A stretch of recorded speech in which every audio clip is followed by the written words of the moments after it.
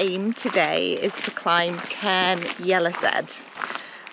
So it's going to be my first Corbett. It's 792 meters, but there's only 450 meters of ascent. So we've done more before. We've climbed Benachie and Clachnaben, which are both hills, but they have a greater ascent. So we're obviously starting much, much higher today. The other day I made a list of all of the Corbetts and Munros in Aberdeenshire and then ranked them in the amount of ascent that they had, because I'm super keen to eventually be able to climb a proper mountain. Something like Morven or Loch Nagar or Cairngorm, but I'm pretty apprehensive. I don't know, last week or the week before we did a hill that had 200 meters of ascent and I felt like I was going to die. And all week I've been completely exhausted, really tired even just starting off today.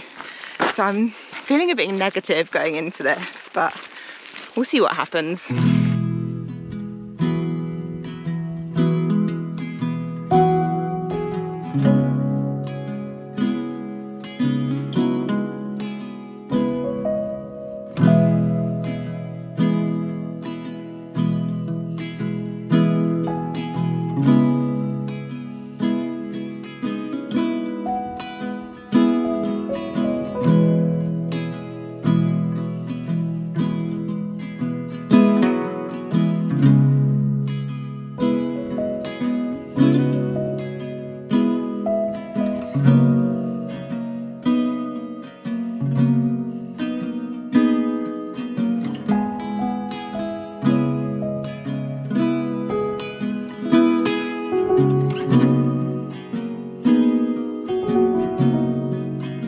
So with this being my first Corbett, and with trying to sort of get a bit fitter, a bit mountain fitter, I thought this was a good opportunity to talk about my experience with myalgic encephalomyelitis, or chronic fatigue syndrome, or MECFS, whatever you want to call it, doesn't matter. So if you're just not interested in that, or if it's a bit triggering for you, if you're in the middle of your own health journey, then perhaps skip ahead every time I'm having a little chat like this, because I'm going to stop on various points up the mountain, partly to give myself a little break, but also partly just to break up the story. So back when I was living in Aberystwyth in Wales, I was doing my undergraduate degree and I was about 27, and I was incredibly fit. Like, I had just finished a job with the RSPB working in conservation that was super active and super outdoorsy. I was running all the time. I was comfortably doing 10Ks. I wasn't running them quickly, but I was running them very comfortably. I was always sort of up in the hills, climbing mountains. I was always out doing fitness classes. I was also really active in my studies. Oh, and I was also part of the dance team. That's something I forgot to mention. Anyway, I was doing loads. I was working as a research assistant at the university as well. I had a partner, I had lots of friends. So I had a lot going on. But then one day I got a virus. And it wasn't a particularly special virus. It wasn't glandular fever. This was before the COVID pandemic, so we're not talking long COVID here. It was just a throat infection. I didn't think anything of it. I didn't go to the doctor. I didn't take anything. I just thought I'd bounce back, but I didn't.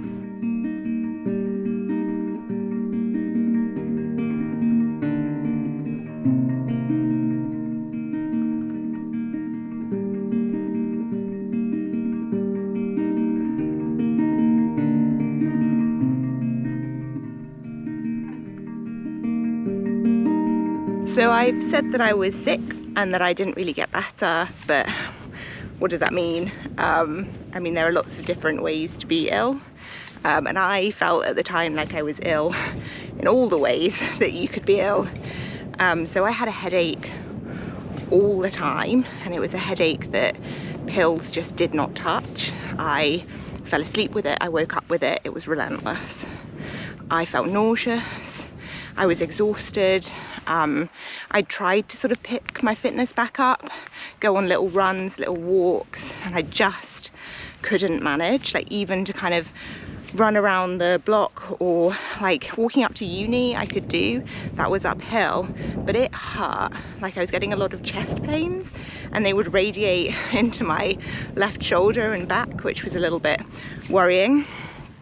My muscles ached, my joints ached, I felt stiff all the time. I developed IBS, which was just fantastic.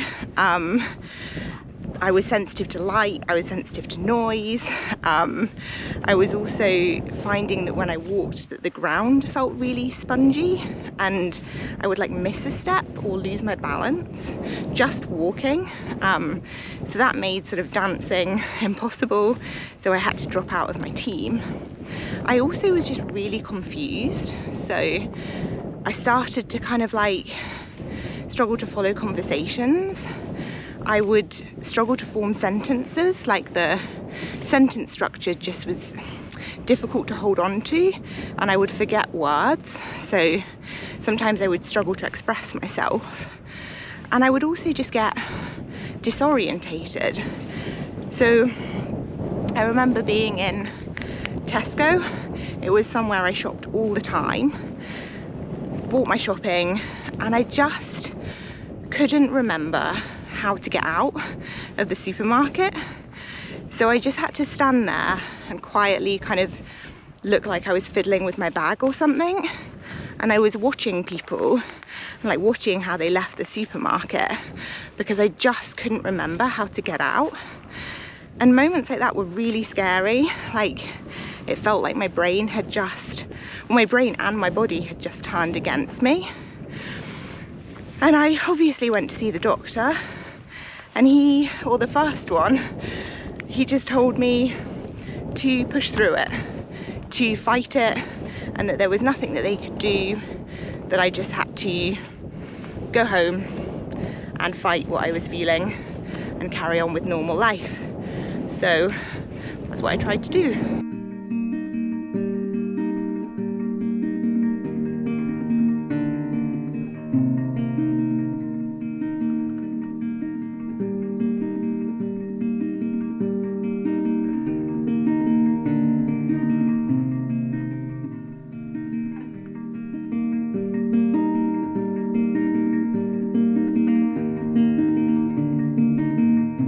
Okay, so we're with the first doctor that told me to push through it and just fight it.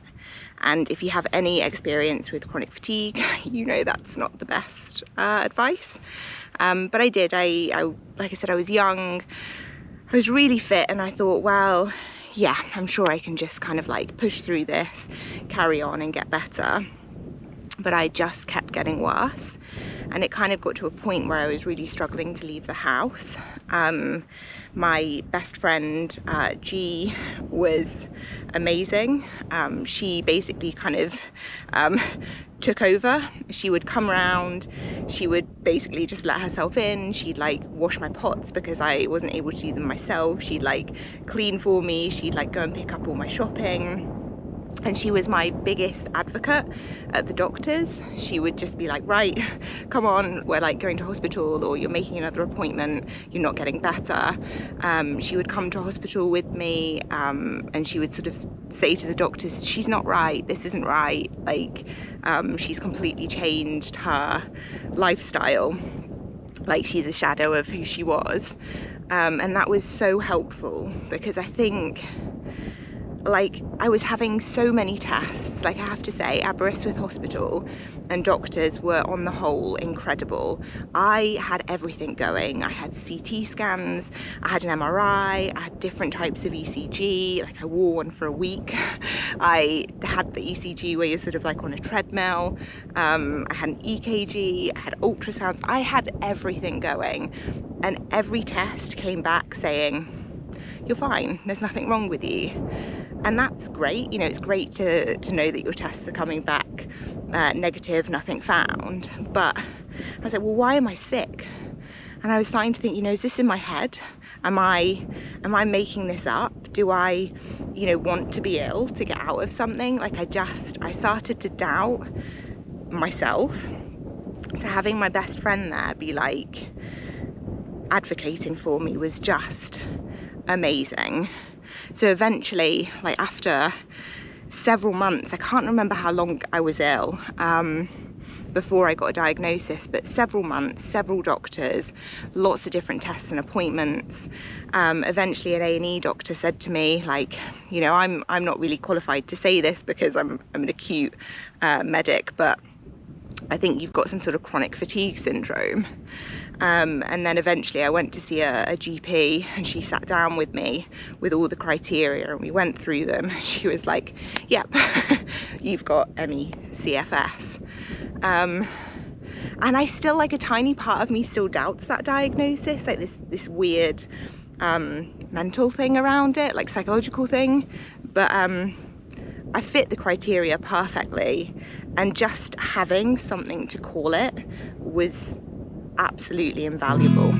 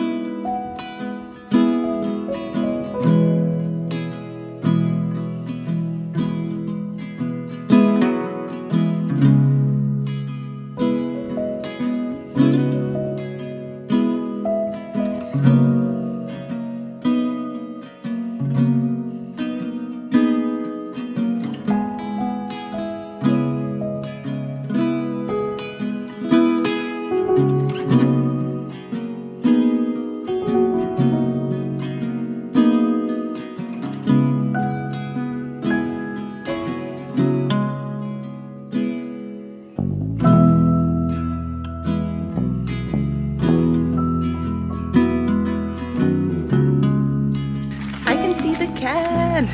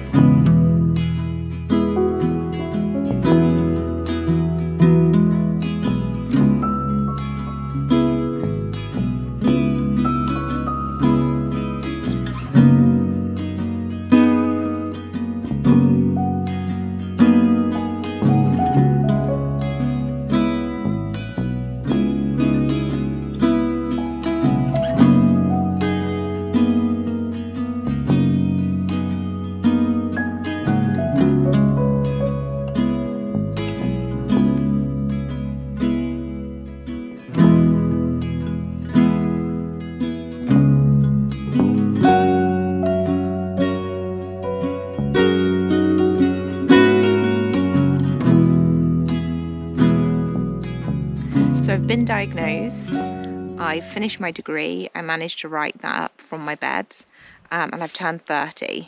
When I said I was 27 earlier, I misremembered my age. So I was 27 when I started university, but I was 29 when I got ill.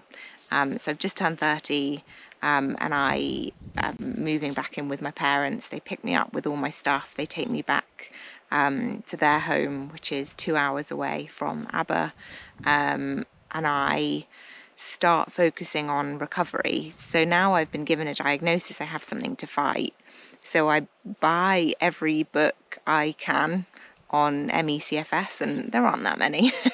I've also kind of looked up YouTube channels, I've reached out to people to have a chat, I've asked anyone I can ask for advice on what to do, how to recover, and I've just kind of really focused on that. And I think I was incredibly lucky that I could just move home, and it was sort of a time in my life where I had finished something and I was moving on to the next. But I was also kind of worried because I'd always had it in my head that I wanted to do a PhD, and I wanted to, well, not always, that's not true, but since going to university, the whole reason I went to uni was that I wanted to do a PhD and I wanted to work in science. I just thought, well, if I'm this sick, that's just not possible. And I had no idea what my future was going to hold, because I knew that some people just didn't recover from this. So I think actually they don't sound super impressive, but I think two of the things that helped me the most were massage and meditation, which sounds a bit fluffy, but I think meditation just gave me the opportunity to fully switch off. So there was no, I wasn't visually processing anything. I was in a quiet room. I was trying not to think about anything. I was still. So it wasn't sleeping, but it was this really restorative rest. So I started to meditate 4 times a day, just for 10 minutes. And I started having massages every week to begin with, which was an enormous luxury and sort of financial sacrifice. But those 2 things, I think, were the standout things that helped me. So at my parents', it started off the first few months, I was pretty much house/bed bound for a few months. And then I started to recover. Of course, nothing's linear. Some weeks, some days were better than others. I'd be up and down. I'd push myself and then I'd get post-exertional malaise and be bad for a couple of days again. So it was really kind of up and down. But whilst being at my parents', there was this kind of very gradual increase in my health and what I could do. So I decided that I would pursue a master's, and I went to Chester, and they had a really good master's program where they did sort of blocks of teaching, and then everything else was done kind of remotely, which meant that I could go in for these kind of like 1 week intensive teaching sessions, and then the rest of the time I was pretty much in my bed writing up my essays, going for little walks, like tiny walks, just not pushing myself, but sort of gently sort of increasing what I could do, and going for these massages that were massively helping with muscle and joint pain, and my headaches. So throughout my time at Chester, I think being able to rest so heavily for a whole year, I again just got better and better and better, and got to a point where I was like, I can definitely take on a PhD. I'm not going to be at my strongest, but I can do this. So I started to apply for PhD programs.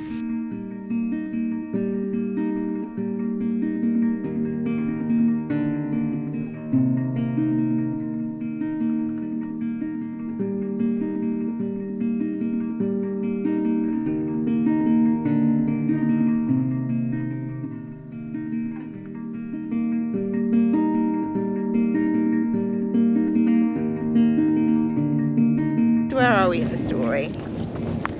Finished my master's, decided I'm well enough to do a PhD, which is exactly what I did. So I started that when I was 32, and throughout my 4 years of doing my PhD in Aberdeen, I have got progressively better. So I think my life in Aberdeen and now very much resembles that of a completely normal, healthy person. And I think that's somewhat true, but I wouldn't say I'm completely recovered. So I still have some lingering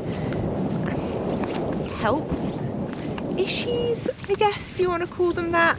I definitely have headaches more than I ever used to. Still have IBS, and I still I get something called costochondritis, which is like this inflammation of cells in between my ribs, which is unpleasant. And I think now my biggest trigger is actually stress. So the more stressed I am, the more of these kind of health issues crop up. Yeah, but I'm so grateful to be where I am. There was just a moment where I thought I would never be able to run for the bus again, let alone even attempt to do a couch to 5k. And I've still not managed to complete one of those yet, but I didn't think I'd even be able to try. I never thought I'd be able to climb a mountain again. I was terrified that I'd never be able to hold down a proper job. And even last year when I finished my PhD, I was scared that I wouldn't be able to do a 9 till 5 because I've always had so much control over my own hours. And when I'm tired or feeling a bit ill, I just kind of moderate the hours I'm doing to fit around how I'm feeling. So I thought like a normal 9 to 5, I was like, I still don't think I could do it. And that's like 6 years on from first being ill. But I was wrong. I could do it. I was fine. I was tired, but I was fine. So I think now I sometimes struggle to tell the difference between being normal tired, healthy tired, and being not well, like chronic fatigue sort of tired. So now I sometimes struggle to know when I should push myself and when I should step back.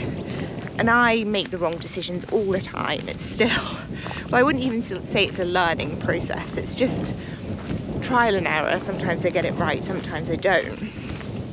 And I think that's why I do things like make lists of these mountains in order of how hard the ascent is, because I still have this fear that if I don't do things gradually and slowly and take my time, that I'm gonna have another relapse. I've had them before, and I don't want one again. I never want to be in the position again where I've pushed myself so hard that I'm, you know, back in bed for a couple of months, and then having to work back up to doing anything.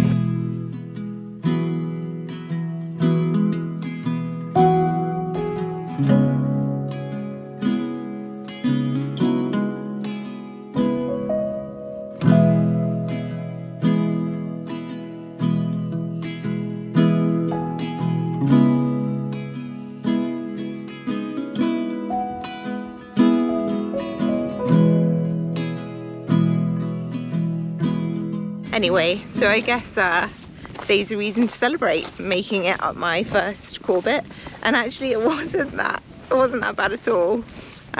Maybe it was helpful that I kept stopping to talk to you, but yeah, it was absolutely fine, and I am really looking forward to doing the next one. So I guess I'll see you next time, maybe up another mountain.